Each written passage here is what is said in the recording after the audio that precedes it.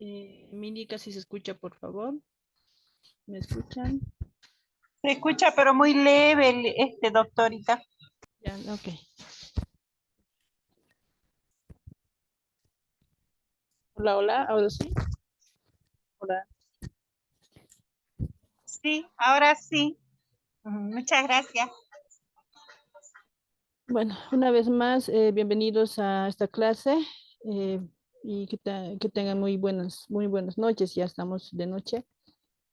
Hoy vamos a dar la última, ya sería la última clase de este módulo, ¿no? Reiterar a las personas que recién se han integrado en el grupo, se les va a facilitar las grabaciones de las anteriores clases, no se preocupe por eso. Pero sí o sí, ya la próximo mes vamos a ya entrar con el segundo módulo, así que ya ahí tienen que estar presentes.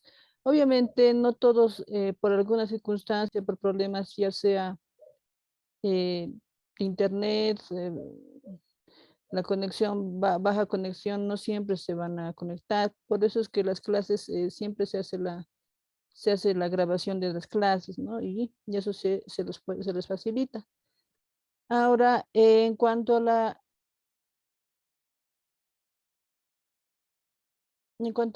habilitación de la plataforma Moodle, sí, nos van a habilitar, pero ya en el mes de febrero. Entonces, por eso es que mientras tanto yo había pedido que la primera actividad que hicieron, me mandaron algunos no todavía recibí, pero todavía lo pueden enviar de todos modos.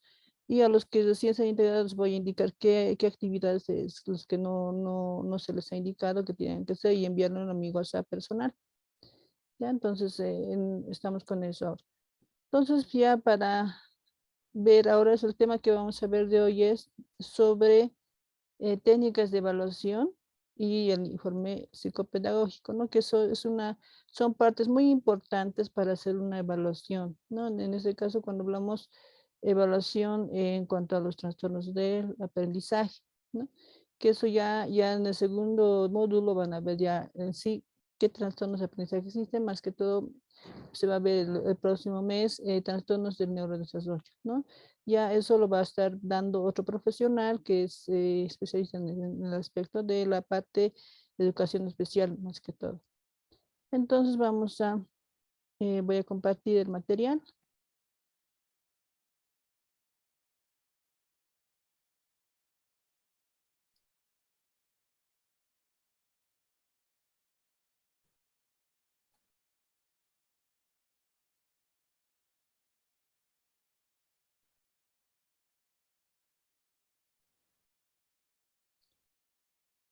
Bien, entonces lo que vamos a ver ahora es, como les había indicado, técnicas de evaluación psicométricas y proyectivas, que es una parte muy importante a la hora de hacer una evaluación, ¿no? eh, para saber algún tipo de dificultades, para detectar alguna dificultad de aprendizaje más que todo. Y eso es lo que se va a ver, ¿no? Ahora.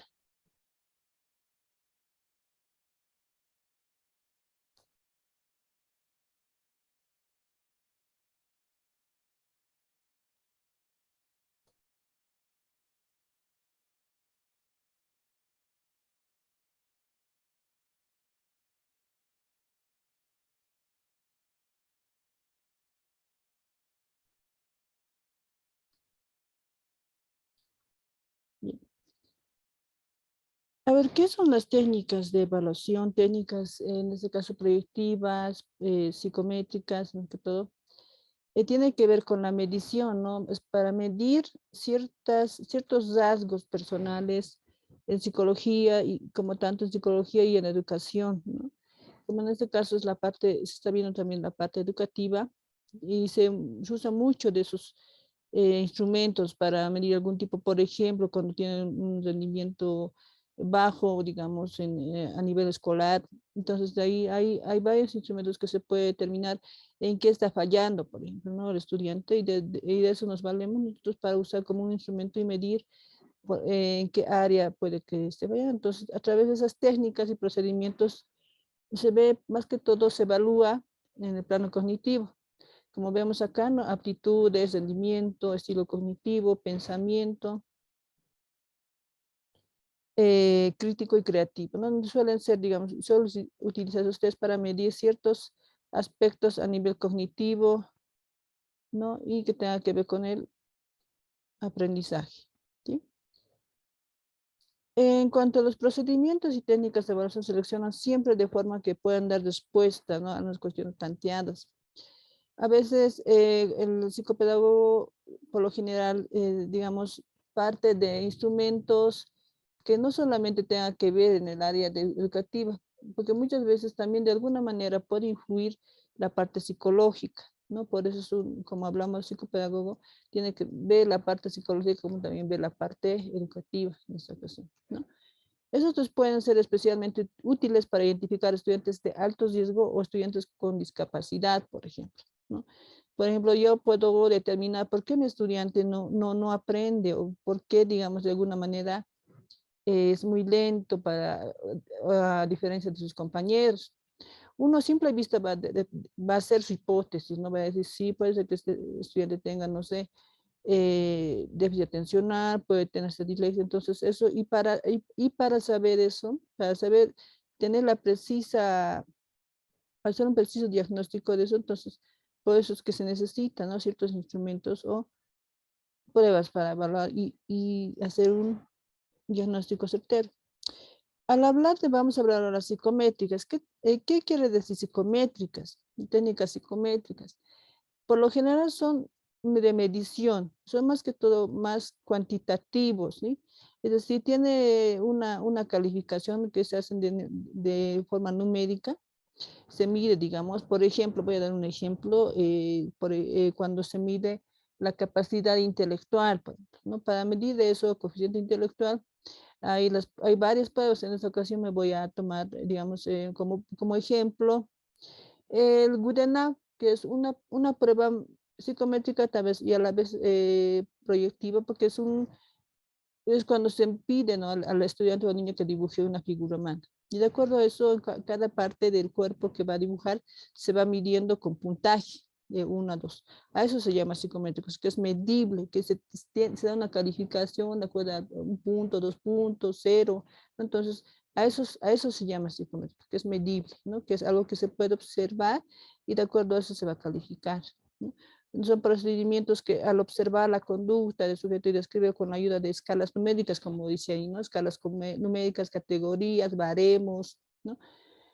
Los test de evaluación y diagnóstico que han sido elaborados van utilizando, por lo general se hacen con procedimientos estadísticos, ¿no? De acuerdo a eso se va viendo la estandarización y el tipo que puede ser, ¿no? En este caso, y tiene 3 fases fundamentales en cuanto se usa una técnica psicométrica. Uno es la administración, ¿no? La administración, la corrección y la interpretación. Cuando hablamos de administración, vamos a ver que cada instrumento tiene su forma de administrar diferente, ¿no? Por ejemplo, si voy a hacer que un niño le pueda administrar, por ejemplo, el Ray-Ban especial o Ray-Ban general, que son matrices progresivas que miden, por ejemplo, igual al razonamiento lógico o el cociente intelectual también. De acuerdo a eso, ahí tiene varias fichas, ¿no? Donde se le muestra y el niño va eligiendo cuál es el correcto de la matriz. Entonces, ahí es uno. Y en otro que es más simple, por ejemplo, como hace rato daba el ejemplo de Gurnau, que solamente necesito una hoja, un lápiz y donde tiene que dibujar, ¿no? Eso es digamos, tal vez la administración es más corta que el otro, que es David, que es un poquito más largo, ¿no? Entonces, a eso se va la administración, cómo hacerlo, dónde hacerlo, la forma que debe ser, digamos, un lugar, un ambiente tranquilo, todo eso. ¿Para qué? Para que no haya porque no haya sesgos a la hora de calificar, ¿no? El otro es la corrección e interpretación. Una corrección cuando ya vemos, vamos a corregir de acuerdo al puntaje que tenga cada instrumento.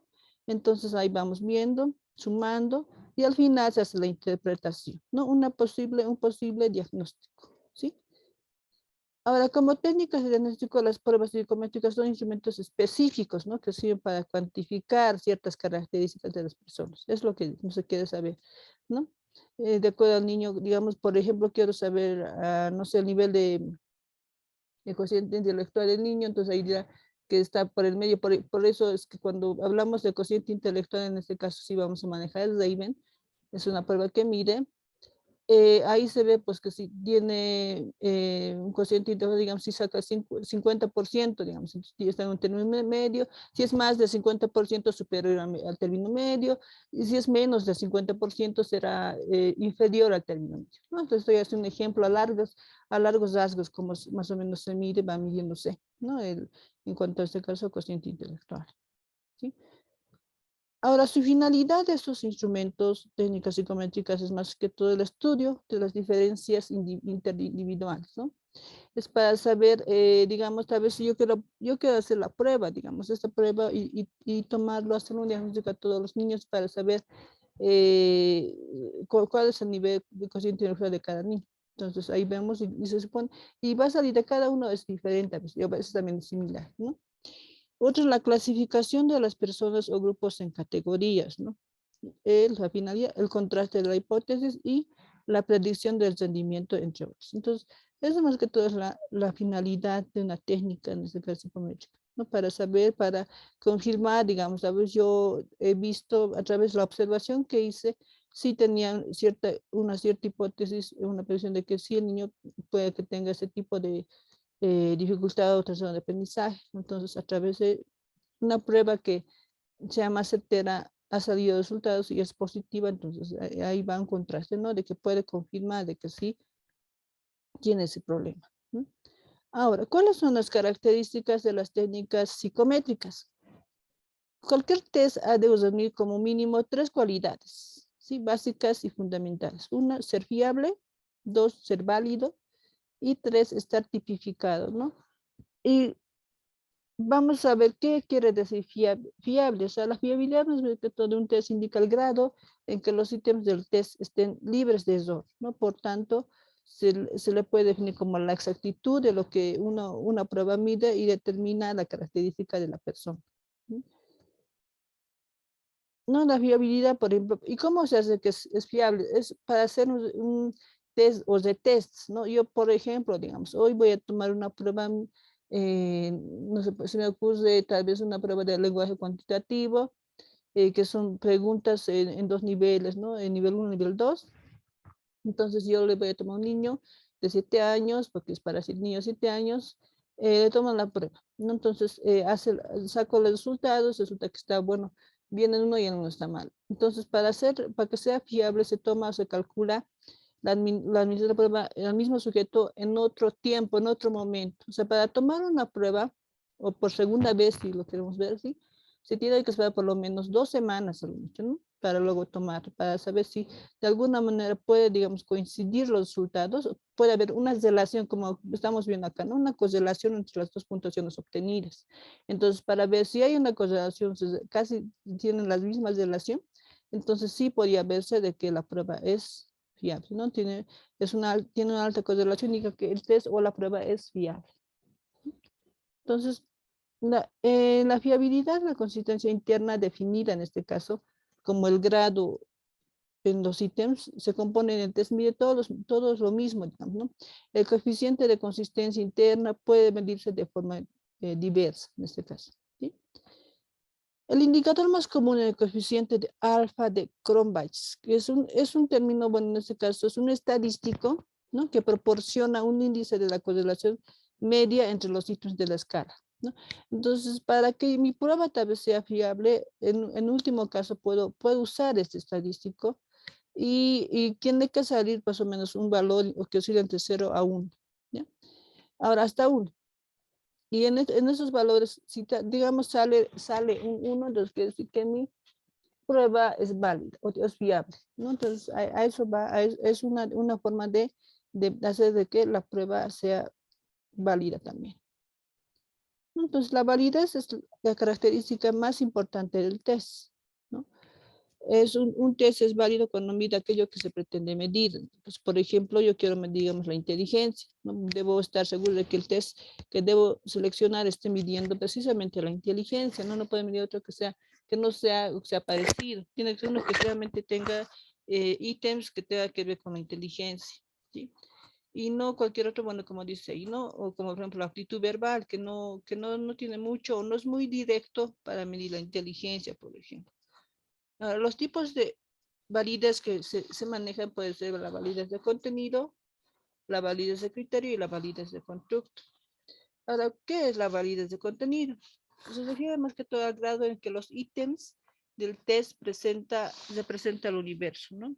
De dominios o contenidos del constructo. Entonces, pues los ítems que estén acorde, que digamos, de alguna manera sean preguntas que sean, digamos, relacionadas con lo que se quiere medir y tengan relación con este caso, si vamos a hablar de inteligencia, tal vez pueda poner en relación una pregunta que diga qué le gusta hacer, por ejemplo, ¿no? Y si vamos a medir, por ejemplo, si voy a poner un ejemplo, como hay ahora un instrumento que mide las inteligencias múltiples. Y ahí lo que mide más directamente son preguntas que tienen que ver con la forma de hacer, de saber, de ser. Entonces ahí se va a determinar al final qué tipo de inteligencia tiene o inteligencia múltiple tiene la persona. ¿Sí? Entonces, de acuerdo a eso, el contenido tiene que ser más o menos acorde, tiene que estar relacionado con lo que yo quiero medir, ¿sí? La validez de criterios se define como la relación que existe entre las puntuaciones obtenidas de un instrumento. Eso tiene que ver con la puntuación, ¿no? Obtenidas y las puntuaciones obtenidas de otros instrumentos o medidas llamadas criterios, ¿no? Tal vez aquí se puede hacer tal vez una relación con la puntuación de ese instrumento que he usado y puedo relacionar con la otra, si se parecen o si de alguna manera puedo ver, por ejemplo, si voy yo a hacer o medir, por ejemplo, el cociente intelectual, voy a usar Raven especial para niños o Raven general para adolescentes, entonces a qué hora voy a ver cuál de los dos me conviene. Y otro que tal vez tenga que medir, por ejemplo, igual el cociente intelectual, que en este caso es el Gurenav.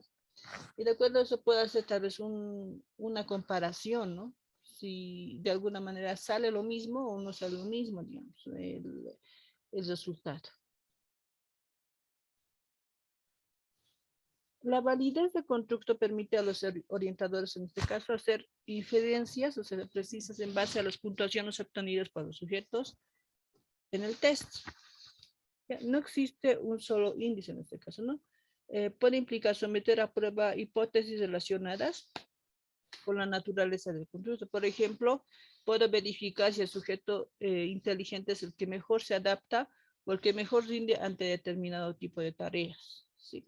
Entonces, a eso vamos, ¿no? Vamos a ver si puede estar relacionado la validez, si es la prueba que se le ha tomado y se ha visto de que el estudiante tiene una inteligencia múltiple, no sé, esté más apto para las matemáticas. Entonces, por lo tanto, puede ser que tenga una inteligencia lógico-matemática, que es una de las inteligencias múltiples, ¿no? Según Gard. Entonces, vamos viendo esa relación. Ahora, la tipificación, ¿no? La tipificación consiste en la búsqueda del significado que tiene la puntuación directa obtenida por un sujeto en el test, ¿no? En relación con otro grupo normativo, para tipificar una puntuación, es necesario comparar puntuaciones obtenidas por una muestra representativa y que pertenece al sujeto, ¿no? Entonces vamos a ver ahí qué tipo de puntajes, vamos a ver si es representativa, digamos, si vamos a tomar a una muestra pequeña, digamos, de un curso. De acuerdo a eso se va a hacer la comparación, si es válido, si la respuesta de todos es, digamos, positiva o negativa, entonces ahí vamos a ver si es un tipo en este caso, ¿no? Vamos bien, consiste en buscar, digamos, el significado de la puntuación.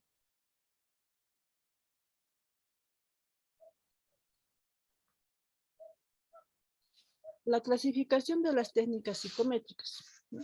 ¿Cómo se van clasificando? Entonces, en este caso, la variedad y cantidad de este tipo de pruebas en el mercado, es difícil encontrar, digamos, una clasificación así específico, pero sí se ha hecho, se puede hacer que según los métodos, según el método y según el rasgo, ¿no? Que mide. Entonces, en esos dos criterios se ha puesto, ¿no? Y vamos a ver qué es según el método.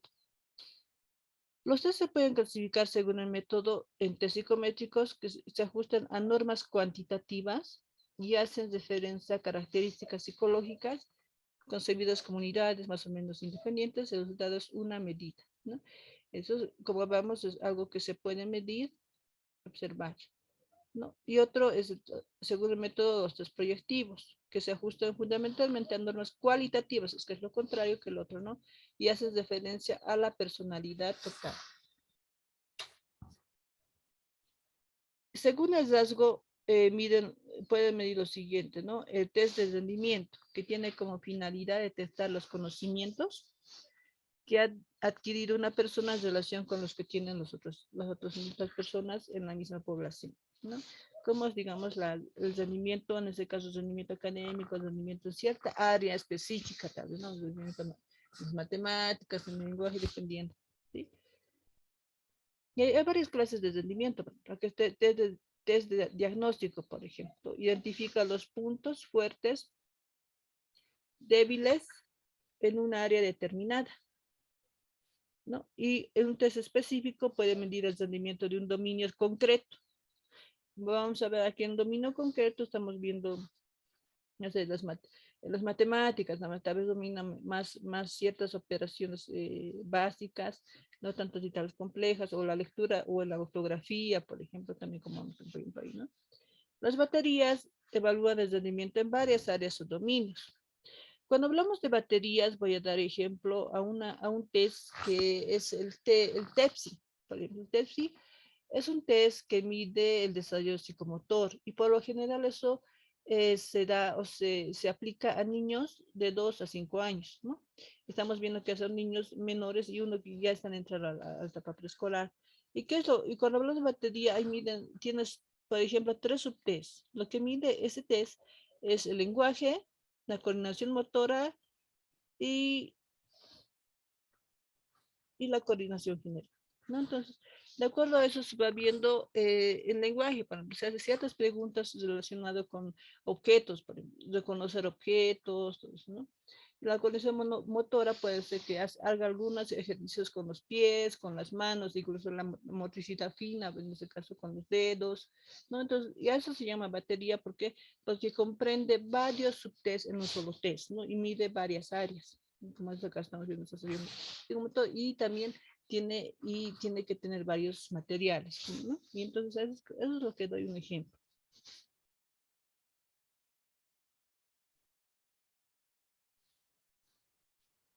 Otras, las técnicas de actitud, que tienen que ver también con el rendimiento, mide la capacidad para realizar una tarea concreta, ¿no? Cálculos matemáticos, puede ser. O sea, sobre diferentes aptitudes psicológicas, la inteligencia general, aptitudes especiales, escolares, profesionales, ¿no? Laborales incluso, también, entra ahí. Otro test de personalidad, ¿no? Hacen referencia a aspectos no cognitivos de la conducta, como por ejemplo la adaptación a persona social, las actitudes, la motivación, intereses, ¿no? Y alguna vez también se ha hecho, cuando se hace, por ejemplo, en orientación vocacional, ¿no? Por lo general se usa instrumentos que puedan medir el perfil profesional que pueda tener el estudiante de secundaria y a la vez se hace también un test de personalidad, ¿no? Alguna vez y se relaciona como con el test, cómo podría ser, qué área, digamos, en el área profesional podría ser competente, podría ser apto el estudiante y a la vez la personalidad que puede tener, ¿no? Entonces, eso también se usa o se puede relacionar. Ahora, según la personalidad, tienes dos criterios, ¿no? Cuando uno va a usar un test de personalidad, según la finalidad, test sintéticos de personalidad total y test analíticos de actitudes, intereses y valores, ¿no? Según el medio, test subjetivos, expresivos, proyectivos, objetivos y situacionales. Esos son los puntos que se usan en un test de personalidad. ¿Ya? Ahora, las dos técnicas psicométricas se clasifican además atendiendo a dos estandarizados frente a test no estandarizados o informales, por ejemplo. Cuando hablamos acá de test normativos frente a test criteriales, según el criterio uno, cuando hablamos de test criteriales, es según el criterio de la persona o en este caso, del profesional orientador que está usando, ¿no? Y normativo es cuando ya está normado un test o ya tiene un baremo, ya está estandarizado, ya ha sido, digamos, validado, ya ha sido, ya es fiable y todo eso, ¿no? Entonces vamos a hablar, ¿no? Los test normativos o test con referencia a la norma comparan los resultados obtenidos por un sujeto, ¿no? A un test con los resultados obtenidos por todos los sujetos que hicieron el mismo test, ¿no? Grupo normativo. Entonces, para que, como había dicho hace rato, para que un test sea válido o sea confiable, tiene que haber habido un trabajo o hacer una prueba piloto, por ejemplo, ¿no? Que se le ha tomado una prueba a unos niños de ciertas características y pasado el tiempo se toma esa prueba a otros niños de casi las mismas características para ver si realmente las respuestas son positivas. Entonces, de acuerdo a eso ya se hace, ya es un test ya estandarizado, ¿no? El grupo normativo de comparación puede ser el grupo de clase, otros estudiantes de la misma escuela, otro distrito, de la localidad, de la comunidad, del estado. ¿Sí? Los test con referencia al criterio se compara la ejecución del sujeto con un nivel de rendimiento o habilidad predeterminada de antemano y con lo que hacen los sujetos, ¿no? Entonces, la referencia, como decía, de criterios de acuerdo a lo que el orientador, el profesional aplique y de acuerdo al criterio que él tenga puede, digamos, manejar un test. Ah, ¿de qué se tratan los test estandarizados frente a test no estandarizados o informales? Los test estandarizados son test que tienen procedimientos uniformes de administración y puntuación. Es decir, ya tiene una forma de puntuar, ya tiene una forma de administrar, tiempos, lugar, y eso, ¿no? Entonces, el procedimiento de aplicación se indica claramente, ¿no? Personas cualificadas que han de administrar el test. Entonces, cuando hablamos de personas cualificadas que tienen que ser profesionales, que sepan, digamos, y sepan manejar, tengan conocimiento y, en el área, ¿no? Y por lo general, cuando hablamos de aplicación de pruebas, lo hace un psicólogo o un psicopedagogo, dependiendo, ¿no? En este caso, sí hayan tenido alguna especialidad, ocurre que tienen necesaria también, ¿no? Si no fuese del área, por ejemplo, ¿no? Tiempo permitido para responder materiales que se puede utilizar, instrucciones para la corrección y puntuación. Entonces, a eso se llama los test estandarizados, ¿no? Que ya está, ya es casi parecido a lo que es normativo. Y la valoración de las respuestas es casi siempre objetiva y la puntuación es normalmente el número total de respuestas correctas en un test estandarizado. Y un test no estandarizado o informal puede ser, digamos, yo puedo aplicar o hacer un cuestionario de acuerdo a mis intereses, yo puedo hacer ciertas preguntas que sean relacionadas con lo que estoy buscando, entonces eso tal vez ya no es tan formal, ¿no? Es de acuerdo al criterio que el profesional puede tener y aplicar. Y ahora vamos a ver las técnicas proyectivas, ¿sí? El término proyectivas, en este caso, fue utilizado por primera vez en el año 1939 por Frank, ¿no? Quien era, en este caso, psicólogo, quien lo definió como un método de estudio de la personalidad, sobre todo, ¿no? Que coloca al sujeto ante una situación a la que responde según el sentido que dicha situación tenga para él. Es decir, todo lo que proyecta, para él, todo lo que veo, todo lo que piensa, lo plasma en un dibujo, ¿no?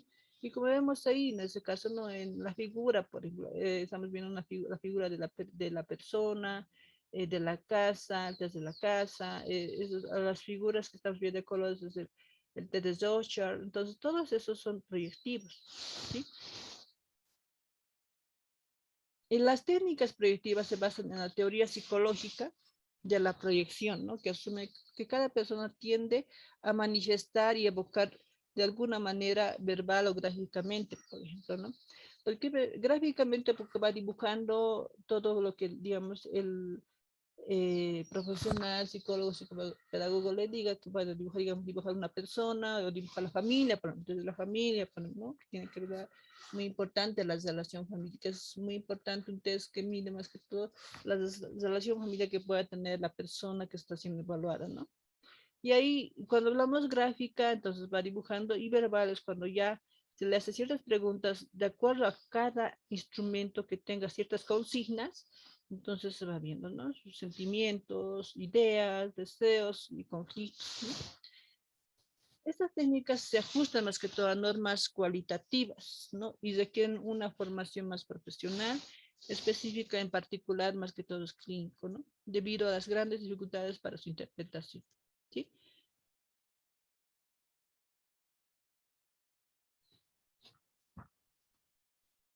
Características de las técnicas proyectivas, como se caracterizan por lo siguiente, ¿no? Fundamentalmente, de acuerdo al enfoque teórico, la persona evaluada tiene una estructura básica, bien establecida, de la personalidad y un sustrato inconsciente formado por impulsos, tendencias, conflictos, necesidades, ¿no?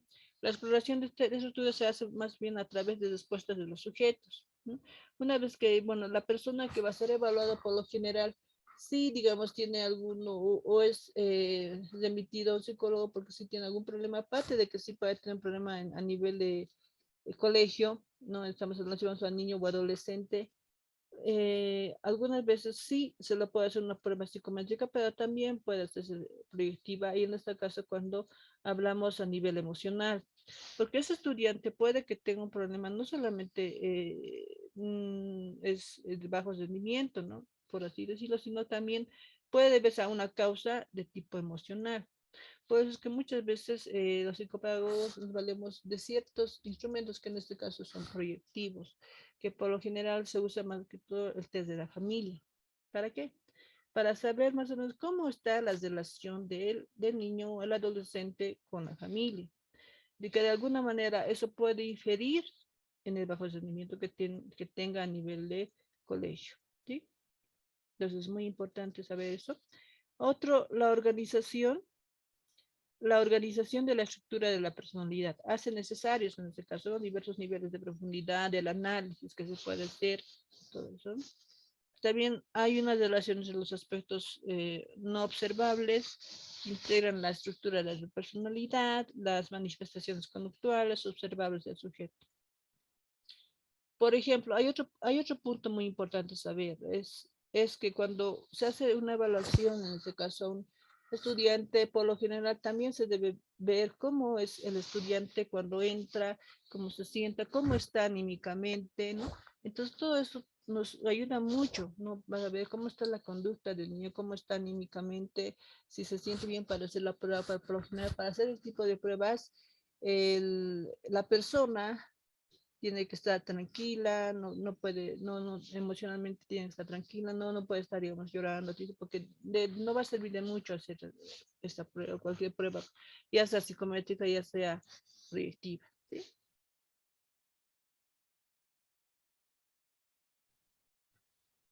Todo después ante la materia proyectiva no es, digamos, casual, ¿no? Sino que es significativo, no se puede entender como un signo de personalidad del sujeto, ¿sí? Cuanto más ambiguas sean las propiedades de estímulos de una técnica proyectiva, mejor se reflejan las respuestas de la personalidad. Cuando hablamos más ambiguas es que sí hay ciertas características que puede dibujar el niño, ¿no? En ese caso, cuando le digo dibuja, por ejemplo, una persona, va a dibujarlo, va a hacer con tanto detalle que muchas veces cuando lo hacen con muchos detalles, ahí sí puede haber algún tipo de problema o darnos una respuesta a su personalidad, por ejemplo. O cuando lo hacen, si voy a dar como un ejemplo, muchas veces cuando decimos, ¿no? Dibuja la familia, por lo general, no solamente dibujan la mamá, papá, hermanos, incluso pueden dibujar animales, ¿no? Y eso clínicamente es cuando dibujan animales, es un perrito, por ejemplo, es que de alguna manera en esa familia hay un tipo de violencia, ¿no? Eso es lo que se puede hacerlo como un ejemplo, ¿no? Cuando se hace una interpretación, ¿sí? El individuo no es consciente de las relaciones entre sus respuestas y su mundo interno, y es difícil que pueda falsear las respuestas algunas veces, ¿sí? Entonces hay que tener mucho cuidado, digamos, al momento de hacer un tipo de pruebas proyectivas, por ejemplo. El análisis al que son sometidos las respuestas deben ser fundamentalmente cualitativo y global, ¿sí?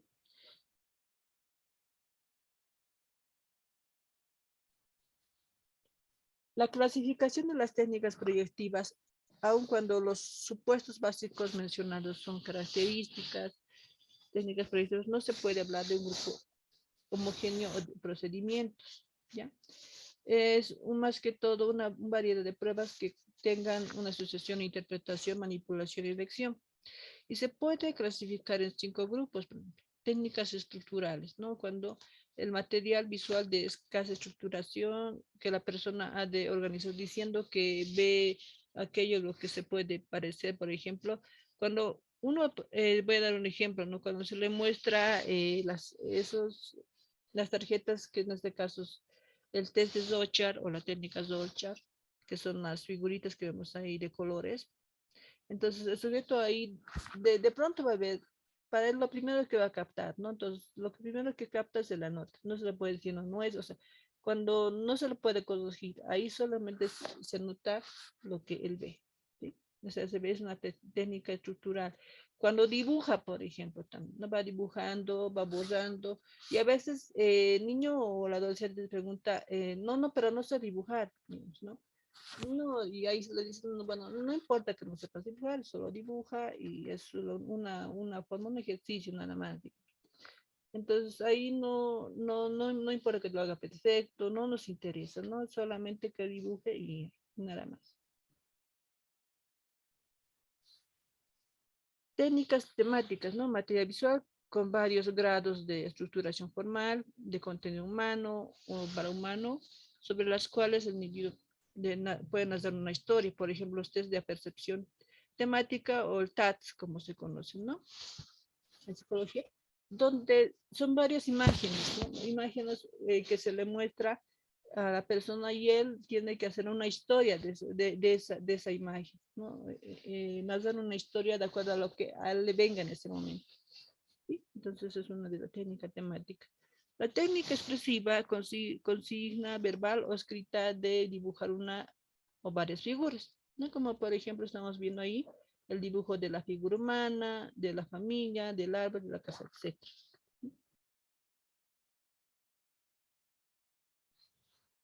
Las técnicas constructivas, ¿no? Es más que todo materia concreto que ha de organizar la persona evaluada partiendo de varios consignos, por ejemplo, test del pueblo, ¿no? Para saber, dibújale desde un pueblo y ahí para ver qué conocimiento tiene el área, o sea, cómo se siente en el lugar, todo eso, ¿no? Eso es lo que se va viendo. Técnicas asociativas, ¿no? Consigna verbal o escrita en la que le pide a la persona que manifieste verbalmente sus asociaciones entre palabras, frases, cuentos. Por ejemplo, en este caso es muy bueno, tal vez aplicar test de las frases incompletas sobre los libros, entonces para saber, ¿no? Como habíamos visto, esos son los tipos de test proyectivos o técnicas proyectivas, ¿no?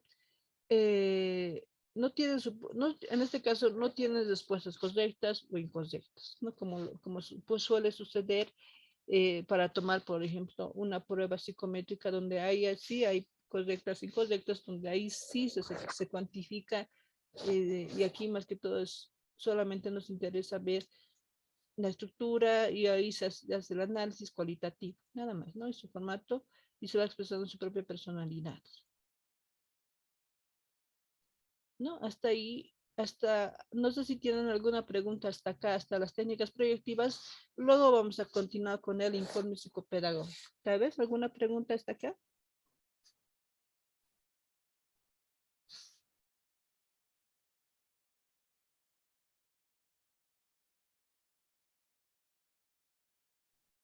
Bueno, ninguna pregunta. Ok, entonces continuamos con el otro tema tiene que ver también, que es muy importante, el informe psicopedagógico, ¿no?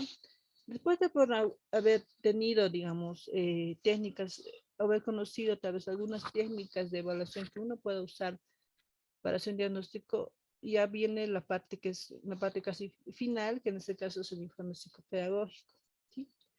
Es un documento que tiene una doble naturaleza, técnica y administrativa, ¿no? A través del informe se puede describir la situación del estudiante de los diferentes ámbitos de desarrollo personal, social, familiar, académico, ¿no? Además, el informe puede incluir, digamos, ciertas líneas de orientación o intervención. Fuera de que se va a ver todo el desarrollo del estudiante, cómo han sido sus antecedentes familiares, todo eso, también ahí se puede ver alguna forma de orientación. Si es que el niño estuviera, digamos, o tenga algún diagnóstico con algún tipo de, o alguna dificultad o trastorno de aprendizaje, entonces ahí sí se va a dar en líneas generales qué tipo de orientación o qué tipo de intervención tiene que tener. ¿No? La utilidad del informe diagnóstico se cae más que todo en los aspectos siguientes. ¿Ya? Es un testigo archivable y duradero de la tarea realizada y se puede descartar en cualquier momento. ¿Sí? Así es cuando, por ejemplo, uno hace ciertos archivos, bueno, ya otra vez como profesores, como docentes, siempre tenemos para que tengan o hacen ciertas actividades, nos presentan ciertas tareas y eso lo guardamos, ¿no? Como evidencias de que el estudiante sí ha cumplido con todas las tareas. Por lo tanto, es como un ejemplo que estoy poniendo, que para hacer un informe sí o sí tiene que haber un informe escrito, tiene que ser físico, y también, incluso hoy en día, ya no solamente el físico, también tenemos digital, ¿verdad? Gracias a través de la computadora donde se puede guardar todo, todo lo que vamos recolectando, ¿sí? Constituye una excelente fuente de información para contrastación de las hipótesis inicialmente formuladas que serán de base de orientación, digamos, para luego proceder con alguna intervención o tratamiento de acuerdo a la dificultad de aprendizaje que presente el niño, ¿sí? Resulta necesario que a la hora de comunicar los resultados, ¿no? De la evaluación a los padres interesados en este caso, cuando tenemos este informe, ¿a quiénes vamos a comunicar? Es al profesor, al centro educativo, a padres y estudiantes, ¿no? Por lo general, en este caso, cuando el profesor ya tiene, digamos, por ejemplo, ya tiene un informe de su estudiante, el mismo profesor puede ser también informar sobre esto, ¿no?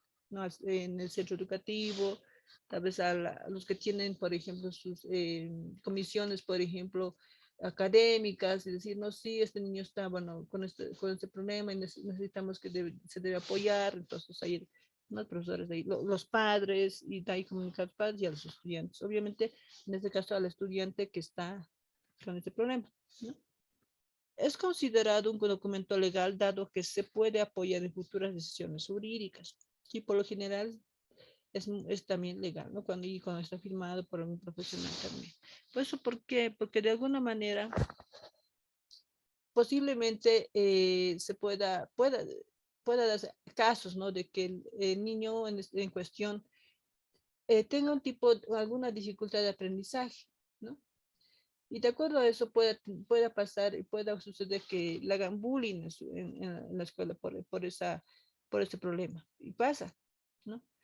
Y a raíz de eso, muchas veces, nos, cuando los papás se enteran, hacen, digamos, que hacen la queja a la dirección, todo eso, ¿no? Y a veces la dirección no está, eh, no está de acuerdo, o a veces no es cierto, no hace las respectivas sanciones tal vez a ciertos estudiantes y profesores que tal vez sabían sobre este problema. Y a veces esto puede ir a problemas judiciales, ¿no? Y eso es un documento. Si digamos el niño ha tenido ciertas dificultades y hay un archivo, hay un file que tiene su historial en este caso clínico, entonces con eso puede decir de que el niño tiene esto y por esta razón y la ¿no? Entonces para eso es muy importante, ¿no? Y otras circunstancias más, ¿no? Otro constituye un rastro de conducta tanto del estudiante como del evaluador, ¿no? Puede ser utilizado como posterior con fines diversos. Antecedentes más que todo, ¿no? Cuando hablo en este caso, hablo de constituye como un rastro de conducta, ¿es para qué? ¿No? Tal vez ese estudiante se va a cambiar de colegio, ¿no? Tal vez lo están cambiando de colegio porque no puede, no puede rendir y al fin y al cabo no tiene esa dificultad y le han hecho todo el seguimiento y no puede. Entonces lo cambian a un colegio nuevo. Y en ese colegio nuevo sí o sí tiene que haber un antecedente, ¿no? Para que de alguna manera también puedan apoyar o tal vez en este caso ya hacer un centro o a que asista tal vez a un centro de educación especial, ¿sí? El informe diagnóstico satisface más que todo, responde a varios objetivos a la vez. El objetivo de esto es ofrece una información precisa sobre el diagnóstico. ¿no? O sea, dice ahí, de acuerdo a las pruebas que se le ha tomado, se ha hecho las evaluaciones, se ha hecho un diagnóstico definitivo, entonces, de acuerdo a eso se va viendo, ¿sí? Proporciona abundante información sobre la que va a basar, digamos, actividades posteriores de intervención educativa o para guiar futuros diagnósticos, ¿sí? Sirve como archivo de información histórica obtenida a través de la entrevista, de la observación o de la intervención educativa y es un documento legal. Entonces, esos son los objetivos que puede tener un informe de...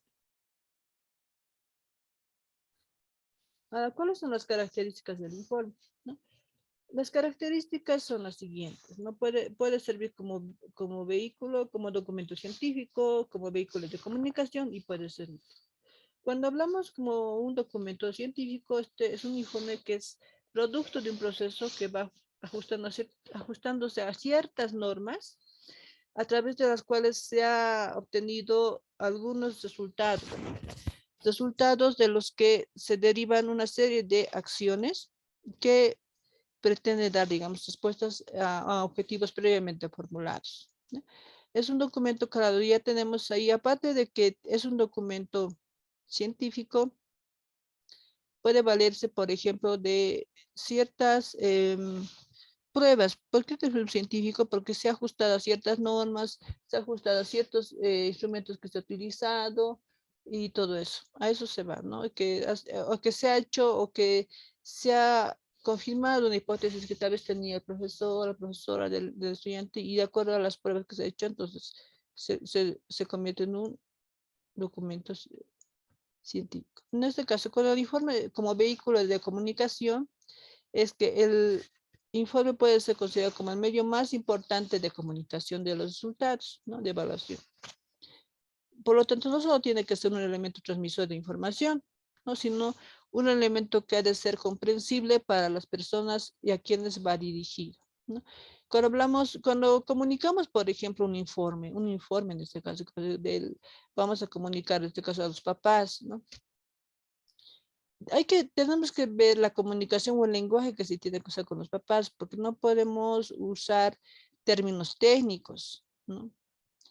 Obviamente le dirán, ¿no? Yo pongo un ejemplo. Mire, hemos hecho las pruebas, hemos tomado a su hijo y ha salido o tiene un diagnóstico de que su hijo tiene, digamos, TDAH, ¿no? Y claro, el papá no va a saber o la mamá no va a saber qué es eso, digamos, ¿no?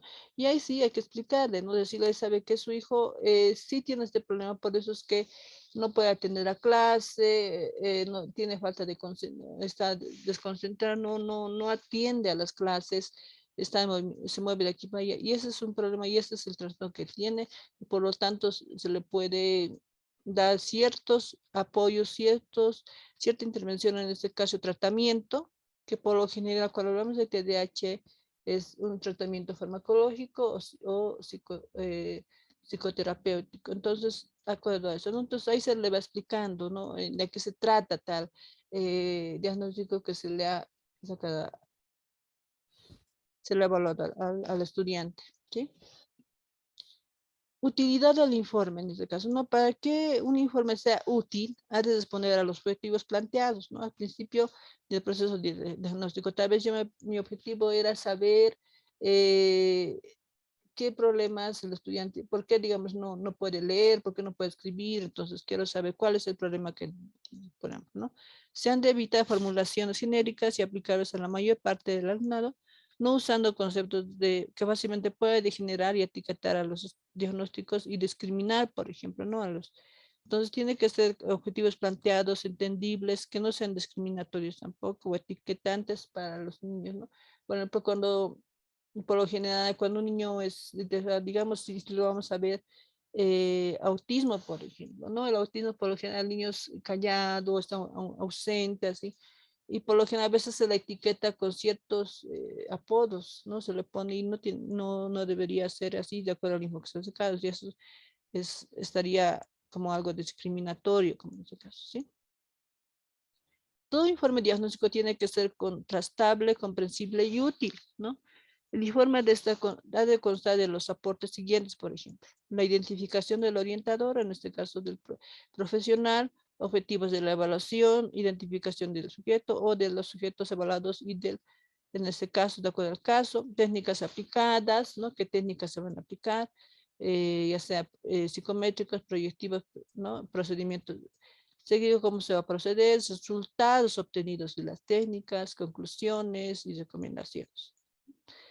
Ahora, hay tipos de informe, ¿no? Según cómo se organiza el material diagnóstico, se habla de la existencia de 3 tipos de informe. ¿No? El primero es el informe basado en la teoría, ¿no? Que es un supuesto básico de este tipo de informes, que detrás de cada diagnóstico hay siempre una teoría. No puede ser un modelo tradicional frente a un modelo conductual, por ejemplo, ¿no? Y ahí uno se va basando, ¿cómo va a ser? Digamos, ya, yo voy a hacer un, no sé, un informe que tenga que ver con la parte, con la conducta. Tal vez al estudiante le han derivado, digamos, ¿no? Por mala conducta. Entonces, de acuerdo a eso, uno va a estudiar la parte conductual, como es, y de acuerdo a eso voy a determinar, voy a hacer las técnicas, de acuerdo a eso voy a ver qué técnicas voy a usar, ¿no? Para de alguna manera mejorar la mala conducta de ese estudiante, ¿no? O si en este caso es más que todo el problema a nivel de rendimiento académico, entonces ahí voy a ver la parte cognitiva, por ejemplo, ¿no? Entonces tal vez a nivel cognitiva está fallando la atención, no sé, la memoria, dependiendo. Entonces todo eso tengo que ver el modelo cognitivo, no es un ejemplo. Sino que puede influir a lo largo del proceso diagnóstico, porque para eso tengo que usar técnicas de evaluación que tengan que ver con la parte cognitiva, ¿no? O sea, quiero medir tal vez el nivel de inteligencia, cómo está el cociente intelectual de ese niño. Por ahí eso está fallando, no sé, está fallando a través de nivel de inteligencia que tenga, todo eso, ¿no? Entonces, de acuerdo a eso también tengo que ver el proceso diagnóstico, y también puede también estar, voy a hacer un análisis aparte de eso, de los resultados, las conclusiones, y también el tipo de intervención que debería tener, ¿sí? Informe basado en las técnicas, ¿no? En este tipo de informes se presentan los resultados obtenidos de la evaluación, tomando como base la información, ¿no? Que se proporciona por el estudiante, ¿no? A la ejecución del test y otras pruebas técnicas. La redacción en este caso es muy sencilla, puesto que simplemente se sigue un orden de la descripción. Se presenta, por ejemplo, digamos, pruebas de inteligencia, de rendimiento, conducta, dependiendo qué tipo de pruebas yo o eran necesarios tal vez aplicar, ¿sí?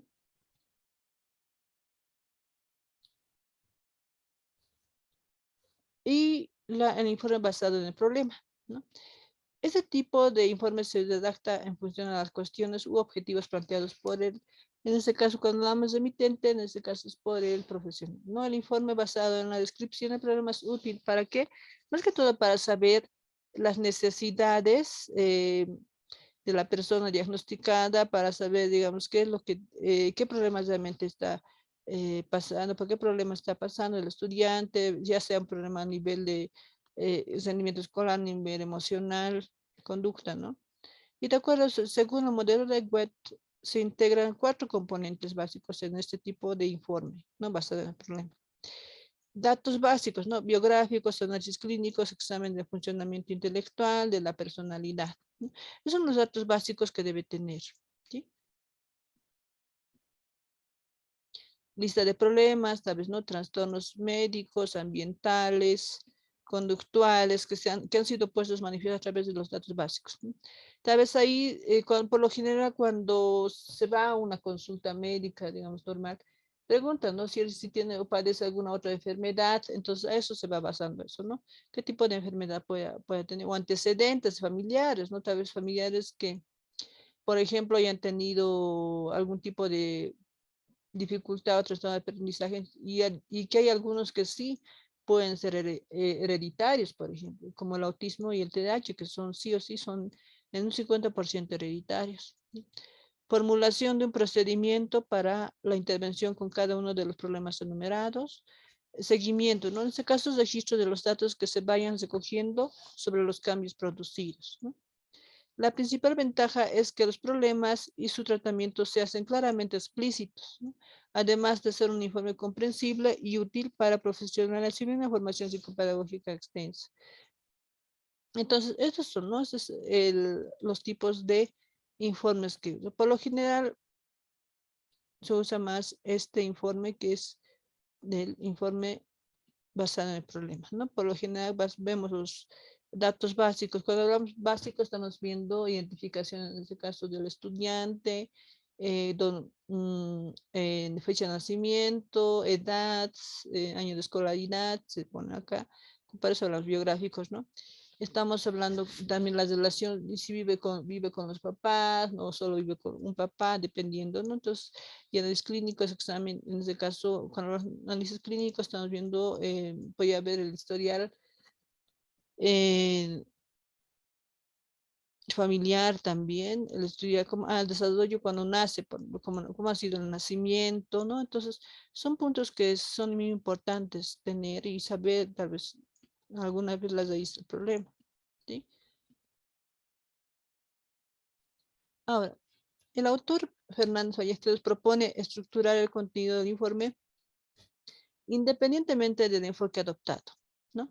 Sugiere que este se componga de los apartados siguientes, como mencionaba anteriormente, ¿no? Cualquiera que fuese, ¿no? Entonces, en caso, datos personales del estudiante, del evaluador, respecto al estudiante, no deberá figurar su nombre, la edad, como decía, ¿no? El curso, género, fecha de examen, de nacimiento, nombre y la profesión de los padres, el número de hermanos, posición que ocupa la persona evaluada, en este caso niño o estudiante o adolescente, ¿no? Respecto a ellos. El 2, referencias y objetivos, ¿no? Se indicará el motivo de la evaluación y los objetivos planteados tanto por el remitente como el caso como el alumnado o los familiares, ¿no? Es decir, cuando hablamos de referencia objetivos, por lo general se pone motivo de la evaluación. Entonces ahí se pondrá, no sé, derivado, bueno, el motivo de la evaluación es por, no sé, mala conducta o problemas eh, emocionales, dependiendo, o puede ser problemas familiares. Entonces, de acuerdo a eso se va viendo en este punto 2. En el punto 3, datos biográficos relevantes, ¿no? Deberán figurar más que todo datos interesantes sobre condiciones ambientales presentes y pasadas, también como información de la evolución y desarrollo del problema, ¿no? Entonces, aquí lo que veo es que tendría que ver el historial familiar, el historial clínico también, cómo el niño ha nacido, cómo ha sido, digamos, la gestación en ese caso, ¿no? Para saber de alguna manera, saber tal vez algún problema al nacer, ¿no? De alguna manera eso también puede haber, o puede ser una causa, ¿no? El problema. Técnicas y procedimientos, ¿no? Se presentará más que todo un listado de las técnicas, test o instrumentos empleados para recoger la información, ¿no? Ahí se va viendo, no sé qué test tal vez me interesa aplicar para saber más, ¿no? Hay grandes rasgos de hacer el diagnóstico. En el caso de utilizarse test internos, puede tener que figurar la muestra de tipificación utilizada para obtención de puntuaciones, ¿no? Cuando hablamos estandarizadas, cuando tienen ya baremos, todo eso, ¿no?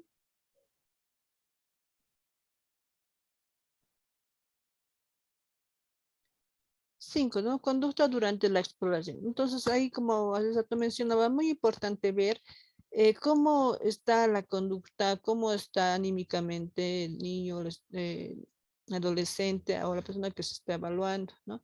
Ver las conductas motoras, las conductas verbales, es decir, cómo se expresa, cómo mira, la forma de mirar, su rostro, todo eso es muy importante, ¿no?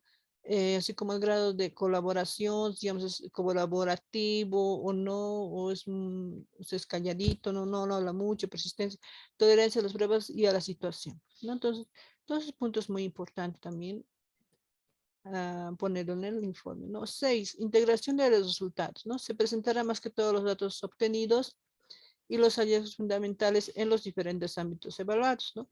Intelectual, personal, social, académico, biológico y familiar, ¿no? 7 orientaciones para la intervención. Una vez ya realizado todos los puntos anteriores, ya es un apartado que se plantea, ¿no? Una vez ya se ha sacado diagnóstico, se ha visto de que, bueno, el estudiante sí tiene TDAH y puede ser que también tenga otro tipo de dificultad, a veces dislexia también. Entonces, de acuerdo a eso se va planteando, orientando qué tipo de intervenciones se le puede dar? ¿Qué tipo de tratamiento, no? Como hace rato yo decía, si damos el ejemplo de TDAH, es por lo general es farmacológico y con psicoterapias. Entonces, como pues, yo recomendaría, en este caso, cuando son niños que están detectados con TDAH, no es bueno tanto sí los medicamentos, ¿no? Porque de alguna manera eso puede afectar a un órgano, a uno porque recién, digamos, está formando, está creciendo, está en desarrollo, ¿no? Entonces, por lo general es más recomendable darle un tratamiento con psicoterapia, ¿sí? Ahora, lo 8 es valoración de las intervenciones en su caso, ¿no? En el caso de haberse llevado a término una intervención, sí.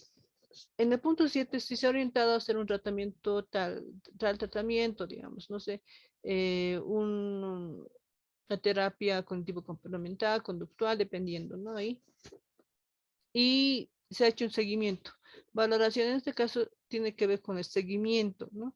Tal vez se ha dado un tiempo determinado para hacer ese tipo de intervención, entonces ahí se hace un seguimiento para conocer la evolución y si ha habido cambios, ¿no? Si ha habido cambios a lo largo de la misma o no, y si no, digamos, proponer otro tipo, ¿no? De tratamiento. Entonces a eso vamos. Entonces, tanto la sesión como el contenido, los apartados del informe pueden variar, o sea, en ese caso pueden variar, no siempre, digamos, tiene que ser así, como he dado un ejemplo, ¿no? Tal vez hacerlo más resumido, más puntual, tal vez, ¿no? Entonces, es más que todo de acuerdo al interés, en este caso del profesional y también de las personas destinadas, ¿no? Ya sea los papás, el profesor, la unidad educativa. En resumen, para considerar, en este caso, ¿no? Un informe psicopedagógico, vamos a poner 8 puntos muy importantes, ¿no? Así lo un resumen. Primero, el informe tiene que tener o ser emitido por un profesional de psicología o de psicopedagogía y tal vez sí hay un profesional que tal vez no, yo soy de ciencia de educación, pero sí tengo conocimiento de psicopedagogía, digamos, entonces, ok, puede hacerlo, ¿no? Junto con el nombre de los apellidos de tendrá que figurar su acreditación como psicólogo o psicopedagogo. El informe psicopedagógico es un documento científico, ¿no? En el que se recogen los resultados del estudio efectuado a una o más personas, ¿no? Por tanto, es un requisito básico que puede ser contrastable. 3, el informe deberá figurar junto con el nombre, en su caso la titulación de la persona o las personas que lo solicitan, ¿no? Los objetivos de diagnóstico, en este caso las personas pueden ser, digamos, un profesor, puede ser los papás directamente, o el director del colegio, ¿no? 4, el nombre también, el informe también se hará constar los instrumentos psicológicos, como ya había dicho, ¿no? Sí o sí tiene que estar ahí eh, mencionados, plasmados los instrumentos, técnicas psicológicas o psicopedagógicas que se hayan utilizado, ¿no? Para indicar el caso, el tipo de material empleado y la obtención de puntuaciones también.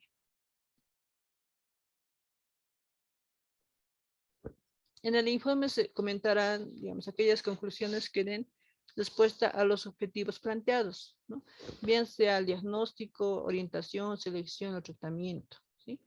Las descripciones psicopedagógicas sobre el estudiante, como también el diagnóstico, orientación o predicción deberán estar debidamente justificadas partiendo de los datos, ¿no? 7, los alumnos tienen derechos a conocer los resultados del diagnóstico. Por tanto, el contenido del informe siempre que esto no vulnere otro principio deontológico, es decir, siempre y cuando esto no sirva, digamos, no, o disminuya o baje de ánimo a los estudiantes o al estudiante que tenga, digamos, ese tipo de problema, ¿no? Hay que tener una forma de expresar y decir, ¿no? De que sí, estás con este programa, pero sí vamos a ayudar, te vamos a apoyar, pero necesitamos de que tú también pongas de tu parte. Así es, ¿no? Entonces, 8. El informe psicopedagógico es un documento confidencial, por lo que la información que tiene, pues no puede ser compartida solo con las personas pertinentes, ¿no? Solamente eso. Entonces, como ven, son esos 8 puntos que deben tener en cuenta para realizar un informe psicopedagógico después de haber usado todos los puntos, todas las técnicas. ¿Sí?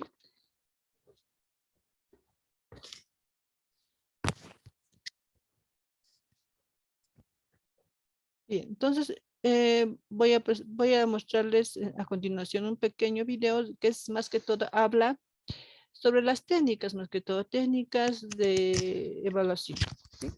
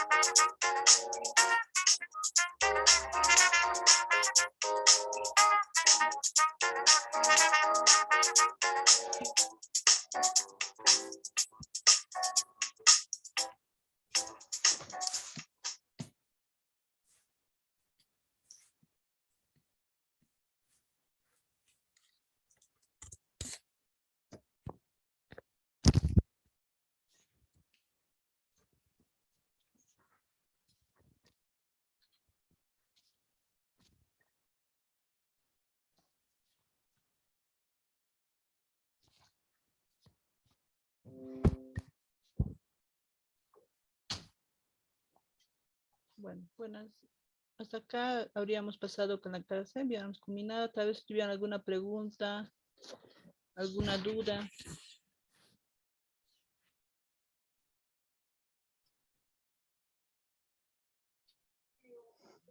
Licen, buenas noches. Una pregunta. ¿Sí me escucha, no ve? Sí, lo escucho, lo escucho. Lo escucho. Ya, usted habló cómo podemos nosotros evaluar a los estudiantes, ayudarlos, ¿no? Después de esa evaluación. Pero esos test para evaluar, ¿cómo los consigo? O sea, ¿cómo los obtengo yo para que poder evaluar a mi estudiante, digamos, que presenta dificultad de aprendizaje? Un caso, otro caso puede ser una conducta, ¿no? Agresiva con sus compañeritos. Otra vez también puede ser el vocabulario. Hay niños que presentan, pese a algunos niños que tienen 7 años, 8 años, que para mí son pequeños, un vocabulario pues inadecuado, a veces hasta, o sea, hay personas grandes y adultas que ese vocabulario no manejan, pero ellos los manejan pues fluidamente, ¿no? Entonces, ¿cómo yo puedo obtener esos test para evaluar a estos niños? ¿O usted no los va a pasar? Digamos, esa es mi inquietud, ¿no? ¿Qué test yo puedo aplicar y cómo puedo obtener este test? Esa sería mi pregunta.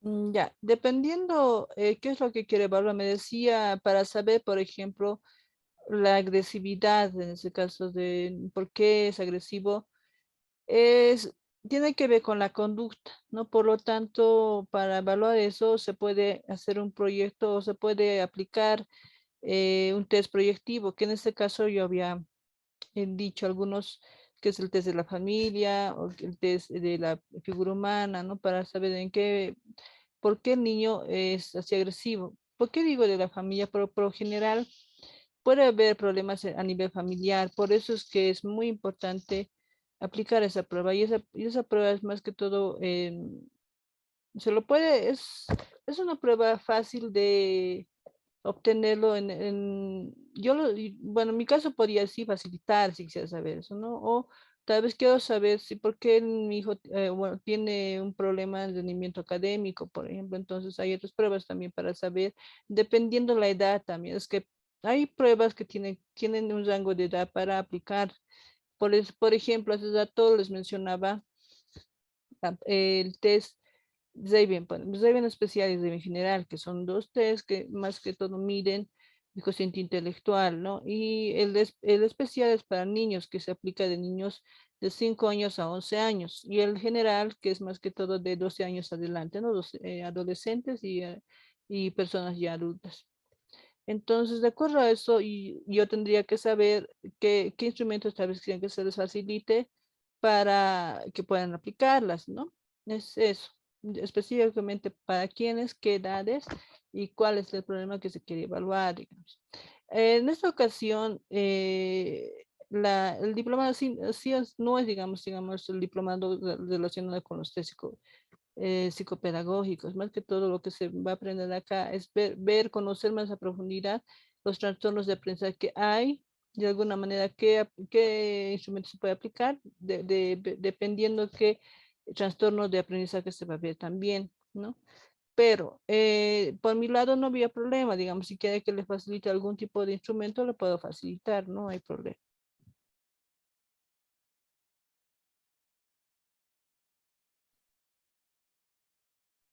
Ya, Licen, gracias, muy amable. Sí.